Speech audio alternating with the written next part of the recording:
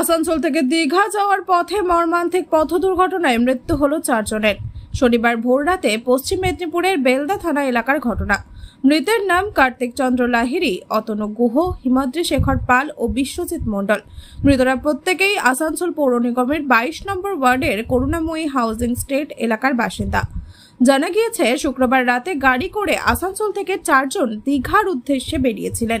দীঘা যাওয়ার পথে বেলদা এলাকায় পথ দুর্ঘটনায় 4 জনের মৃত্যু হয়েছে। এই ঘটনায় আসানসোল করুণাময়ী হাউজিং স্টেট এলাকায় শোকের ছায়া নেমে এসেছে। ঠিক আছে,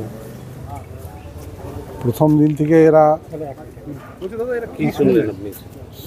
শুনলাম আমি যে অ্যাক্সিডেন্ট হয়েছে ভোরের দিকে। তো আমাদের এই এলাকার সমস্ত সক্রিয় মানুষ এরা ছিল, সমাজসেবী, সবার বিপদে আপদে এরা ঝাঁপিয়ে পড়ত। তো এরা এই চলে যাওয়াতে এই এলাকার মানুষ একদম পুরোপুরি শোকস্তব্ধ।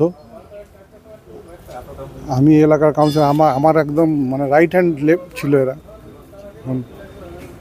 ঈশ্বর এদেরকে নিয়ে নিল। আমরা মানতে পারছি না এটা। ঘরের লোককে যে কীভাবে সমবেদনা জানাবো, আমাদের ভাষা নেই। ওরা কোথায় গিয়েছিল? ওরা তো দীঘায় যাচ্ছিল। ওরা কবে বেরিয়েছিল কিছু জানতে পারছি? কালকেই বেরিয়েছিল, কালকে রাতের দিকে। 4 জনই ছিল? 4 জনই ছিল।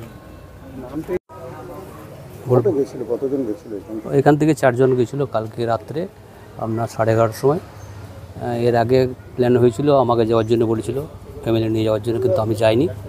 আমার একসাথেই থাকি, আমার নিচে আমারই বন্ধু।